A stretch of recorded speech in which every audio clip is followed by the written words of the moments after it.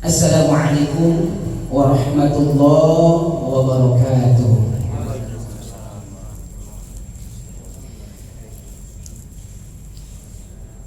Alhamdulillahirabbil alamin.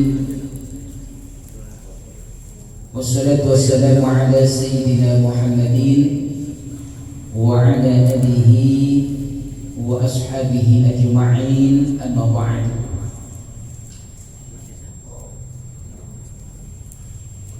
Bismillah wa subhanallah walhamdulillah wa la ilaha illallah wallahu akbar wa la hawla wa la quwwata illa billahil aliyyil azim al-azizil alim adada kulli harfin kutiba wa yuktabu abadal abidin wa dahrad dahirin. Allahumma ala kulli balawa wa ala hadithiyah wa kulli niyatin salihah. Al-Fatihah. A'udhu billahi minasyaitanir rajim. Bismillahirrahmanirrahim. Alhamdulillahi rabbil alamin. Ar-Rahmanir Rahim. Maliki yaumiddin. Iyyaka na'budu wa iyyaka nasta'in. Ihdinas siratal mustaqim. Siratal ladzina an'amta 'alaihim ghairil maghdubi 'alaihim waladdallin. Amin.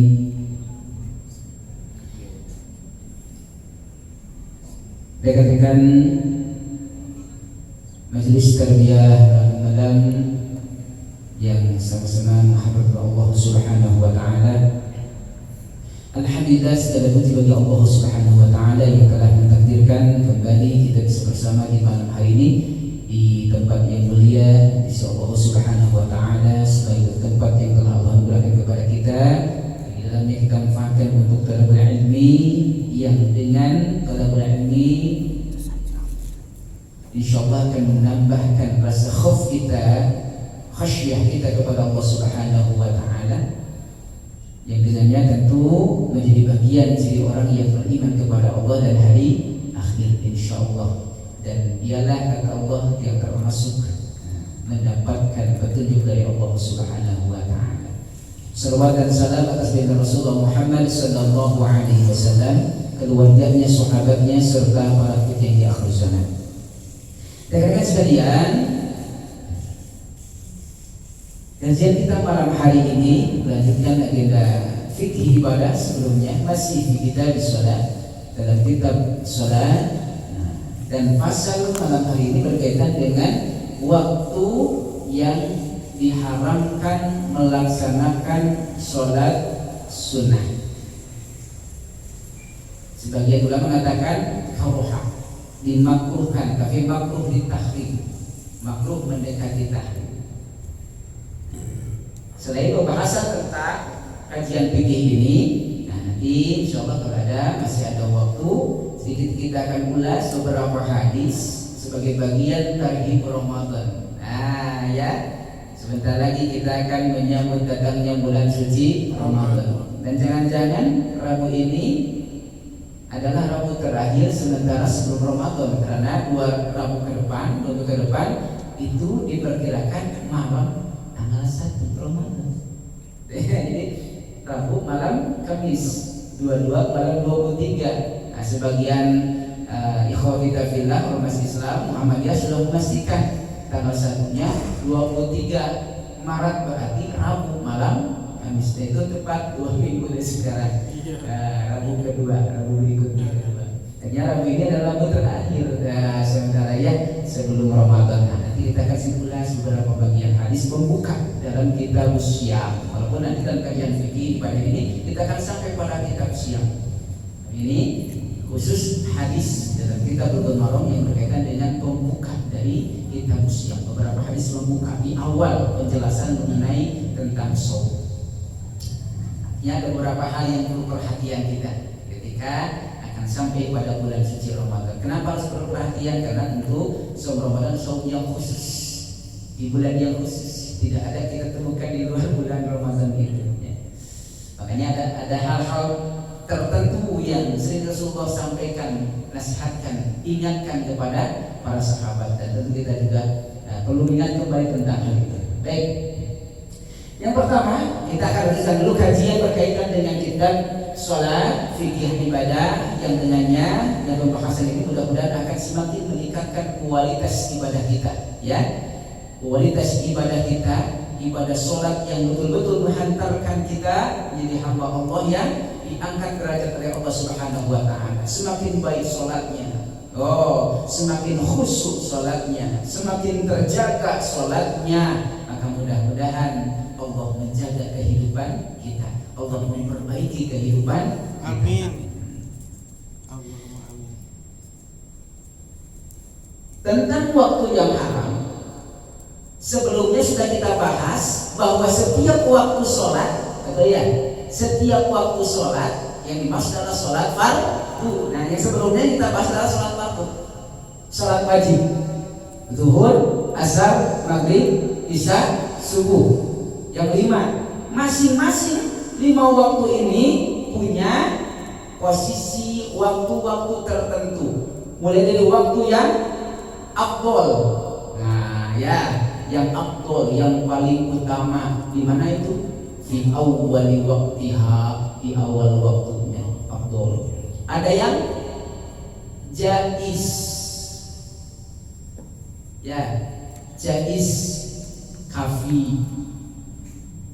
Ada yang mubah, ada yang makruh, dan puncaknya ada yang haram. Ada makruh lil ibahah, ada makruh lil tahrim, ada yang sampai pada haram. Ya, itu sudah dibahas sebelumnya. Itu untuk setiap waktu yang fardu. Zuhur ada waktu utamanya, ada waktu cukupnya, ya, cukup di situ, bagus. Namanya ikhtiar bahasa fikihnya, ya, waktu ikhtiar, waktu afdol, waktu ikhtiar, kemudian waktu ibahah, boleh disebut juga dengan jaiz, menang, bagus, tapi tidak utama. Kemudian ada yang makruh sampai haram, jika sudah melalaikan, melewati batas waktunya, habis waktunya. Nah, sholat di waktu yang haram, walaupun di waktu yang haram tetap kita wajib sholat, karena ini bukan haram sholatnya, tapi waktunya sudah masuk waktu yang haram. Artinya yang tidak bagus, sangat tidak bagus, kita termasuk melalaikan. Alhamdulillah, jadi orang yang melewati itu sudah termasuk melalaikan, tapi tetap wajib. Walaupun sudah masuk waktu haram, melewati waktunya, waktu zuhur sudah masuk waktu asar, tetap ada kewajiban untuk melaksanakan sholat.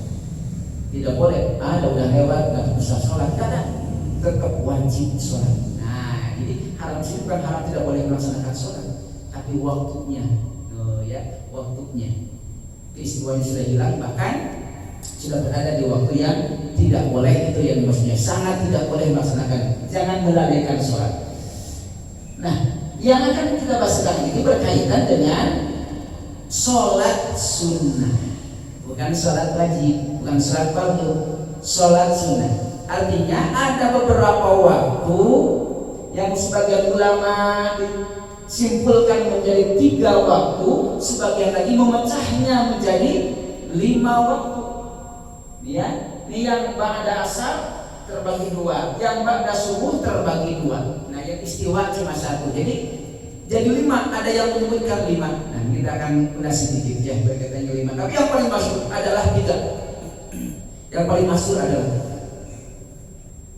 ini waktu-waktu yang sebenarnya mengatakan makruh. Makruh itu kan tidak disukai. Kalau tidak disukai, tinggalkan. Jangan dilakukan.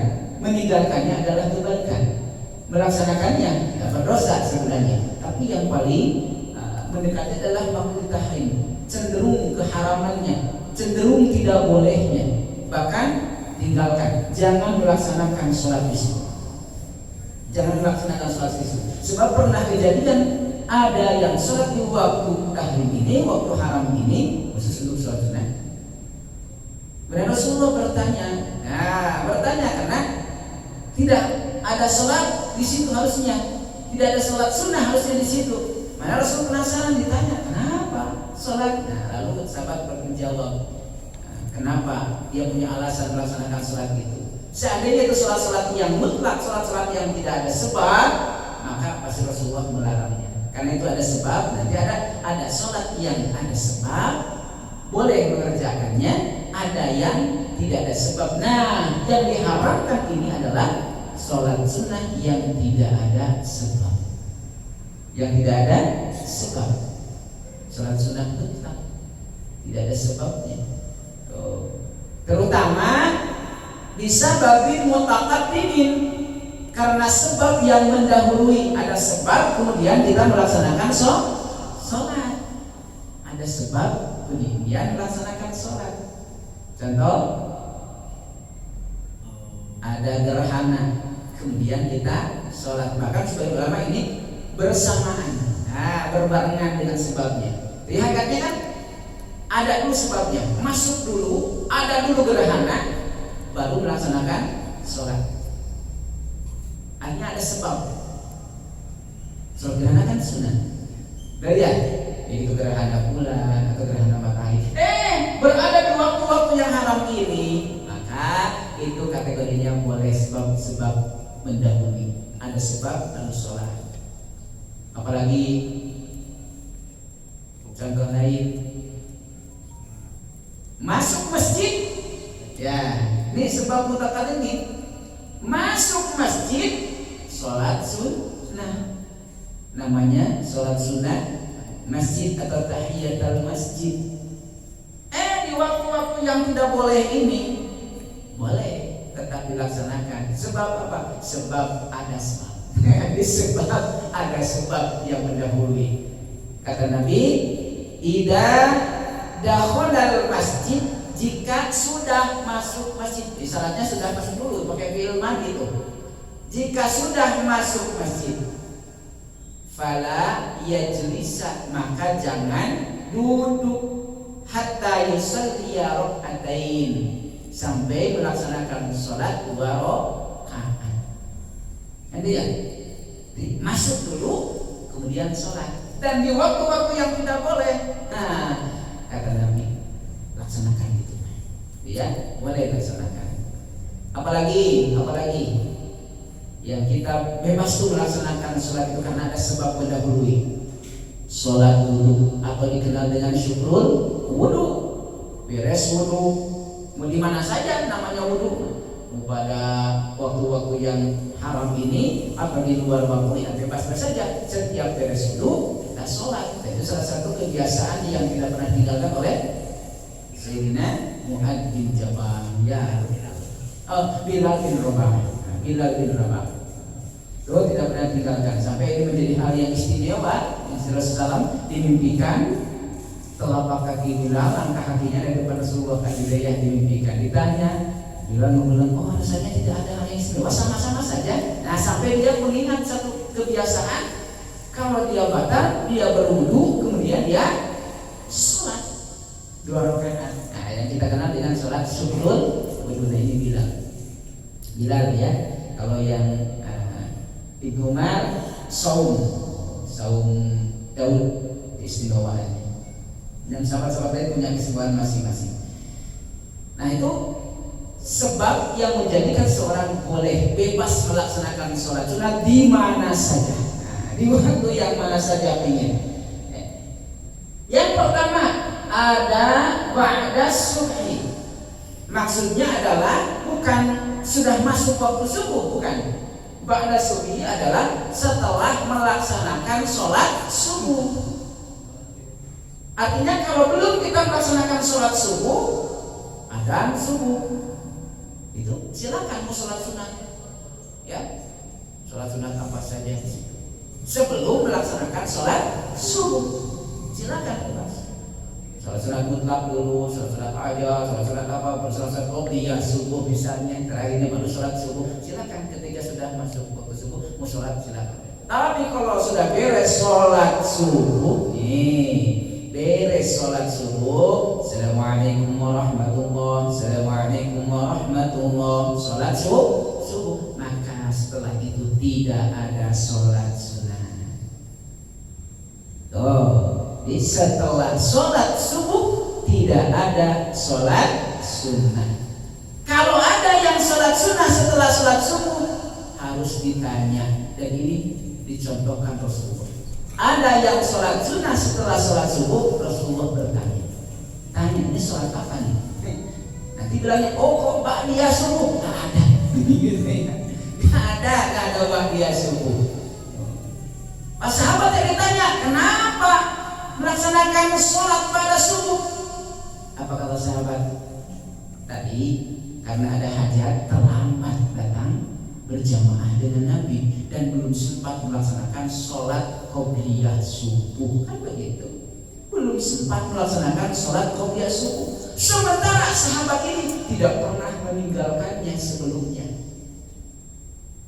Saking cintanya dengan sholat sunnah ini, kan Rasulullah begitu ya informasikan, sholat rakaatainil fajri khairun minad dunya wa ma fiha.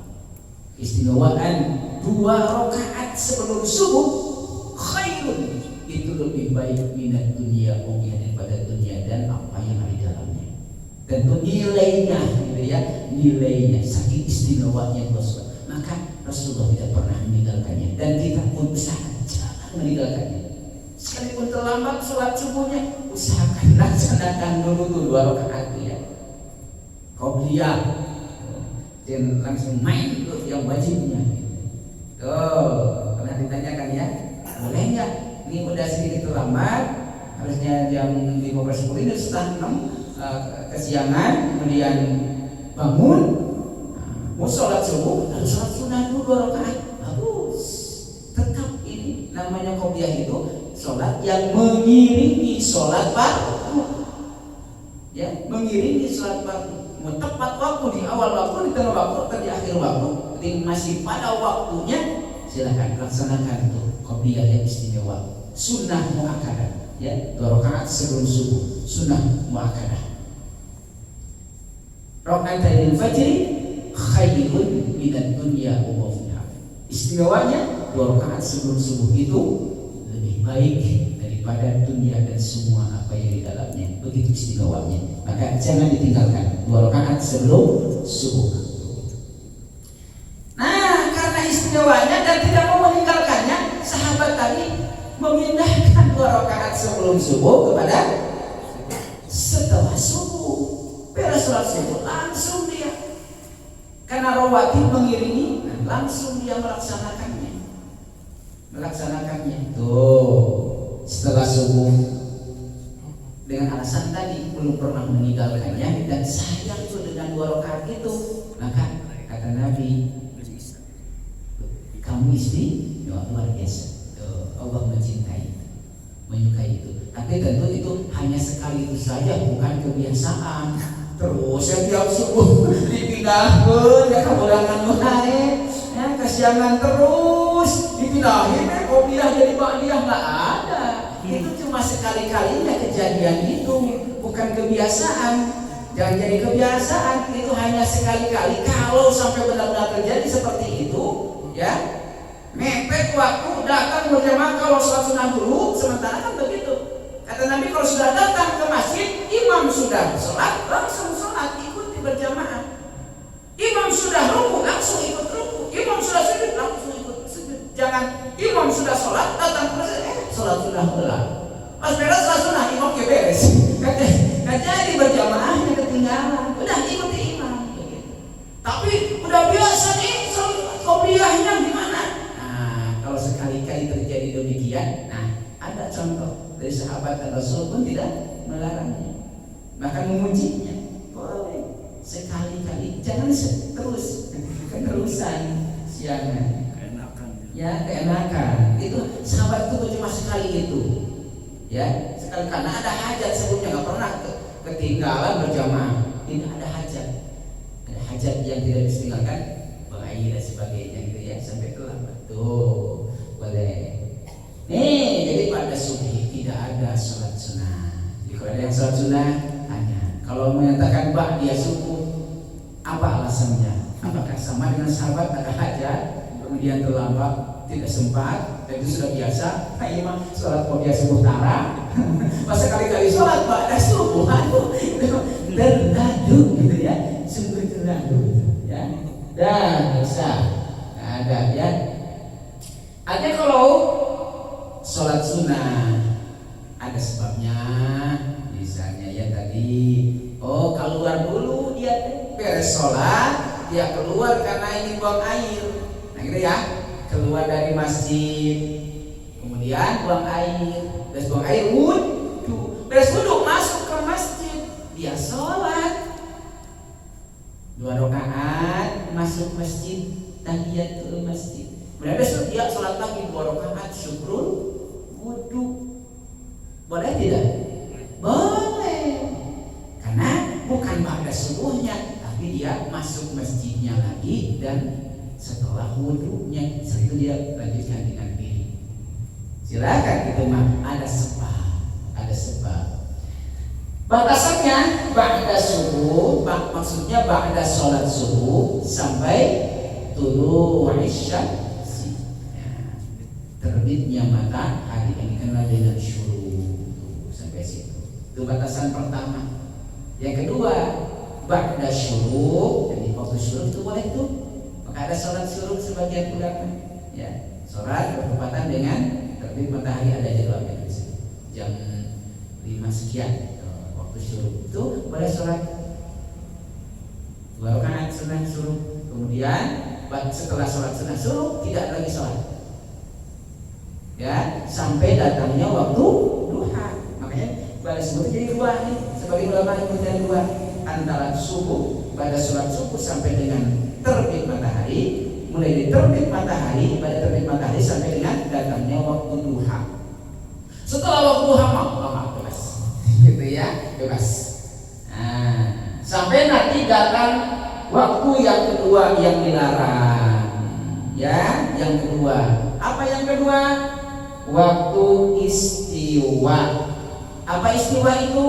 Matahari tepat di tengah-tengah. Hatta hazula, sampai dengan bergeser. Ya, bayangannya betul-betul tepat. Kalau kita berdiri ke bawah, bayangan kita nggak ada ke depan, ke belakang, ke samping, kanan kiri, lurus, seolah tidak ada bayangan. Nah, sampai ada bayangan bergeser, oh ya, ke sebelah timur, karena matahari kan ke barat, ya, sebelah timur ada bayangan kita, berarti sudah lewat tuh waktu istiwa, sudah mulai boleh. Nah, di waktu istiwa inilah dilarang melaksanakan sholat illa fi yaumil jumu'ati, kecuali di hari Jumat. Itu diberikan kebebasan. Tidak ada waktu istiwa untuk hari Jumat. Silakan bebas sampai dengan datang waktu dikumandangkan ada zuhur, sok sholat sebanyak-banyaknya. Kan dianjurkan untuk sholat sebanyak-banyaknya sambil menunggu waktu zuhur itu. Salah satu amalan sunnah di hari Jumat. Tentunya sholat mutlak atau sholat apa saja yang diniatkan di situ. Nah, istiwa namanya.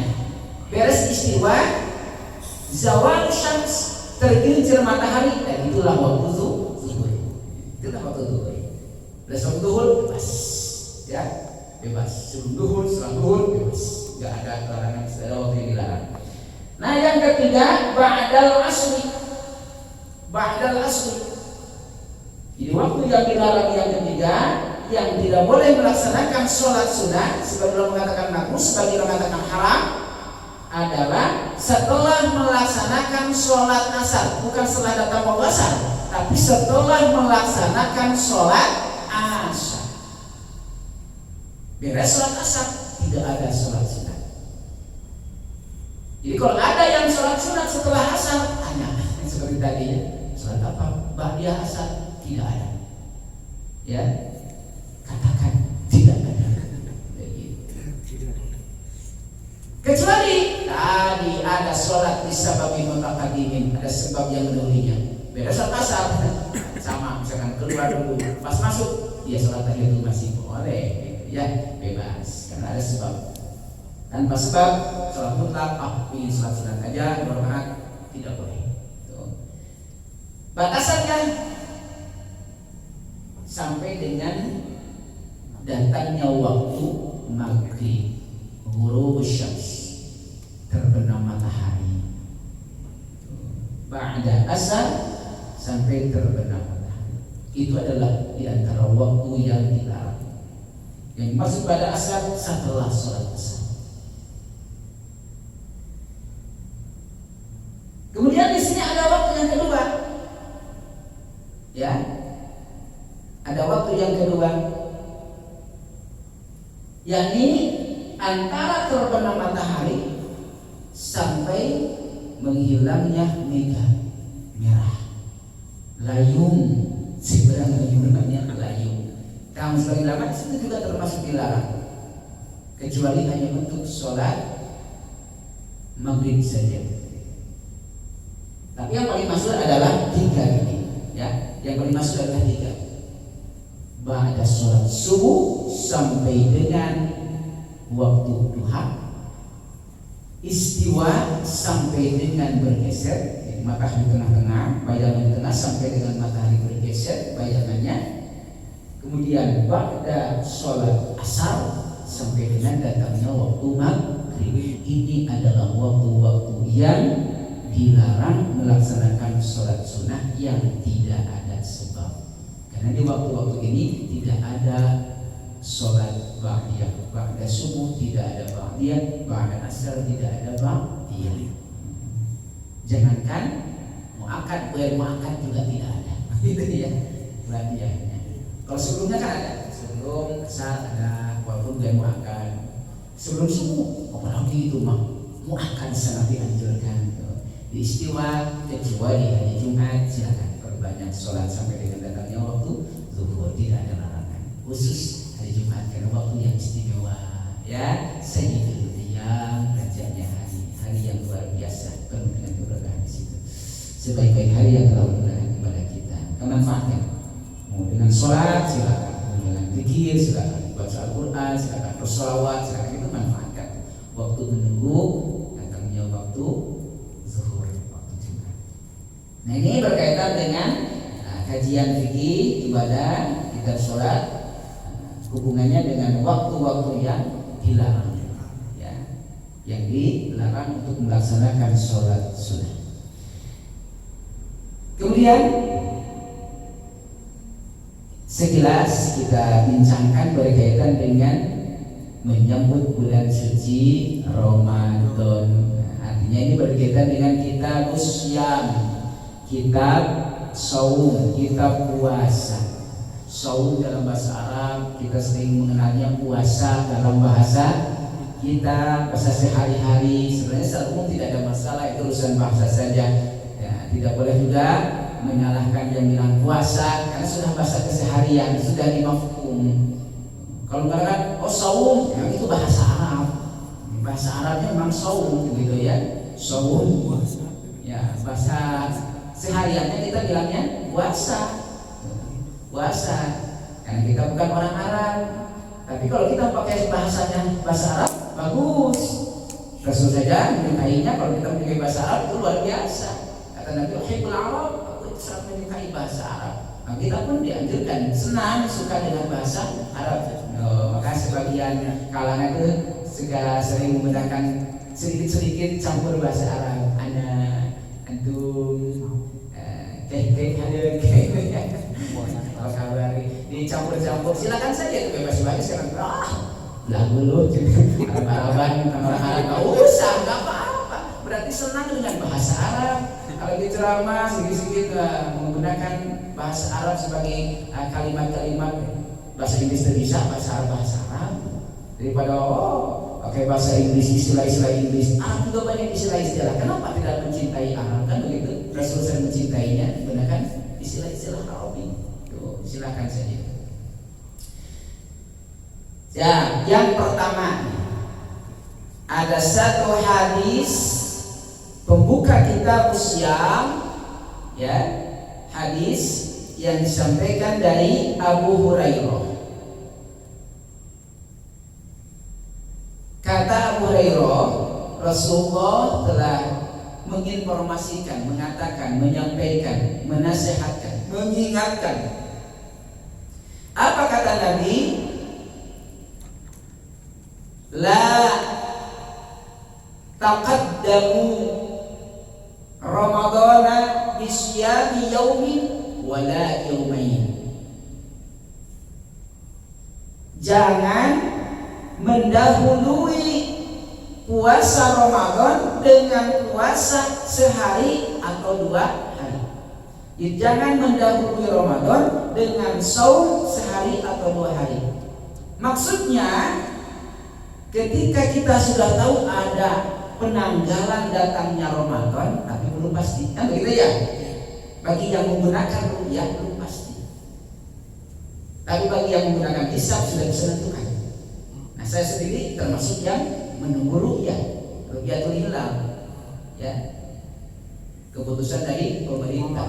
Tapi bagi yang sementara kami hisabnya silahkan saja, tidak jadi masalah, itu bagian cara. Kata Nabi, jangan tuh mendahului Ramadan dengan saum sehari atau 2 hari. Sebab apa? Sebab itu termasuk hari syak, kata Ammar bin Yasir. Hari syak yang kata beliau, man soma al-yawma alladhi yushakku fihi faqad asa Abal Qasim. Siapa yang saum pada hari yang diragukan, sehari atau 2 hari sebelum tanggal yang diperkirakan masuknya Ramadan, saum sehari 2 hari, itu hari yang diragukan, yaum syak istilahnya, ya, yaum syak, hari yang diragukan. Faqad asa Abal Qasim, maka dia sudah menyelisihi, ya, aso, durhaka. Nah, itu ya, durhaka kepada Abul Qasim. Siapa Abul Qasim? Baginda Rasul Muhammad sallallahu alaihi wasallam. Bapaknya Qasim, karena Qasim adalah putra pertama dari Rasul. Saya disebut dengan Abul Qasim. Rasulullah sendiri dikenal dengan sebutan Abul Qasim karena putra pertamanya bernama Qasim, Sayyid Qasim. Artinya lebih cenderung udah, kalau kira-kira hari A ini ditetapkan menurut kalender mulai saum. Nah, 1 hari 2 hari sebelumnya udah usahakan tidak ada puasa lagi. Bahkan dalam sebagian hadis katakan, idan tasawfa sya'bana fala tasumu. Kalau sudah pertengahan Sya'ban bahkan tidak usah berpuasa lagi. Kata Nabi, sudah pertengahan Sya'ban tidak puasa lagi. Artinya pertengahan Sya'ban, tanggal 15 Sya'ban itu ada yang kemarin, ada yang hari ini. Ini hari terakhir saum di bulan Sya'ban. Setelah ini silakan manfaatkan untuk silaturahmi. Mungkin ada kumpulan-kumpulan. Biasanya kalau kumpulan apa? Makan silakan di rumah saja, ya, boleh saja. Silakan. Tarhib Ramadan kan tidak banyaknya di tempat-tempat tertentu. Tarhib Ramadan masyaallah di RT, di RW, mungkin di kantor di sini ada tarhib Ramadan. Biasanya kan gitu, siap beresnya makan-makannya silakan buka saja. Tuh, itu yang pertama. Berarti 1 hari 2 hari setelah sebelum datangnya Ramadan dalam penetapan tanggal udah tidak ada puasa lagi. Misalkan kalau memaksakan diri, asal pasti durhaka. Walaupun kata Nabi, ada illa rajulun yasumu shauman falyasum. Ada seorang laki-laki atau seseorang yang biasa saum tidak pernah meninggalkannya dan tetap ingin memaksakan saum, silakan saja. Tapi sebelum mengatakan makruh, lebih baik tidak. Itu yang pertama. Yang kedua, berkaitan dengan puasa Ramadan adalah puasa wajib. Karena Ramadan puasa wajib, maka satu hal yang perlu diperhatikan dan sangat diperhatikan, ya, dari Ummul Mukminin Sayyidatuna Hafsah. Apa kata beliau? Rasulullah menyatakan, kanjeng Nabi menginformasikan, mengingatkan, menasihatkan, man lam yubayyitu syiyama qabla al-fajr fala syiyama. Dan bagi yang lain, la syiyama liman lam yafridhu minal lail. Man lam yubayyitu syiyama qabla al-fajr, barang siapa tidak menetapkan, yang dimaksud para ulama ridul hadis adalah tidak berniat, ya, tidak meniatkan dalam hatinya atau dilisankan, dilafalkan sebagai penguat. Iya. Kapan? Qabla al-fajr, ay minal lail, di malam hari sebelum datangnya waktu subuh. Jadi batasannya malam itu untuk berniat saum Ramadan nanti, ya, saum yang wajib ba'da isya sampai sebelum berkumandang adzan subuh, sebelum datang itu ba'da isya sampai sebelum subuh, yang dikenal dengan waktu sahur. Nah, gitu ya. Di situ tuh waktunya. Siapa yang tidak berniat di waktu itu, di malam hari sebelum subuh, fala siyama, maka hari itu tidak dicatat sebagai orang yang berpuasa. Bahkan tegaskan dalam pemahaman para ulama, la sahah, tidak sah. Jadi kalau maksain puasa tidak sah puasanya, dan dia harus menggantinya. Hari itu dia harus menahan imsak dan dia harus mengganti, mengkodok di luar Ramadan. Hari itu yang malamnya tidak berniat harus seperti orang yang berpuasa, tapi harus dikodok. Nah, ini kerugiannya di situ tuh. Capek-capek dia berpuasa, tapi perlu dikodok. Nah, ini malam-malam jangan sampai lupa niat. Mau pada isya, pada taraweh, atau nanti pas sahur sebelum subuh. Silakan berniat, karena ini sholat wajib. Puasa wajib bersolat ya. Saum wajib, ini bahas bab sholat ya. Saum ini sholat wajib. Ini saum wajib, ini harus di malam hari. Beda halnya dengan saum sunnah. Nah, beda halnya dengan saum sunnah. Kalau yang wajib harus berniat di malam hari, tidak berniat di malam hari sebelum fajar, tidak sah saumnya di siang hari. Tapi kalau puasa sunat, saum sunat, maka silakan. Dicontohkan Nabi boleh berniat di siang hari atau di pagi hari dengan catatan belum makan dan belum minum. Ketika datang ke Siti Aisyah bertanya, ya Aisyah, ada makan? Kata Siti, tidak ada ya Rasul. Oh, kalau begitu, ini saya akan berpuasa. Kenapa? Sebab Rasul belum makan apa-apa dan belum minum apa-apa. Langsung berniat tuh hari itu. Ya, boleh berniat. Satu, belum makan apa-apa, minum, makan. Yang kedua, belum sampai waktu zuhur, belum sampai waktu tidur tau, puasnya nggak sahur, dan niat kalau tidur, bangun jam 8 subuh itu tentu ini.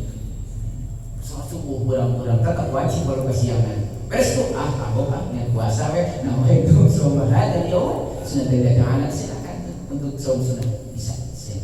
Tapi kalau yang wajib harus di malam hari, tidak di malam hari tidak sah. Itu dua hal yang sangat utama. Itu sebagai persiapan tahlil Ramadan kita. Demikian, mudah-mudahan ada manfaat. Allahumma anfa'na bima 'allamtana wa 'allimna ma yanfa'una wa rzuqna ilman yanfa'una wa zidna ilman nafi'an. Subhanakallahumma wa bihamdika asyhadu an la ilaha illa anta astaghfiruka wa atubu ilaik. Walhamdulillahirabbil alamin. Wassalamu alaikum warahmatullahi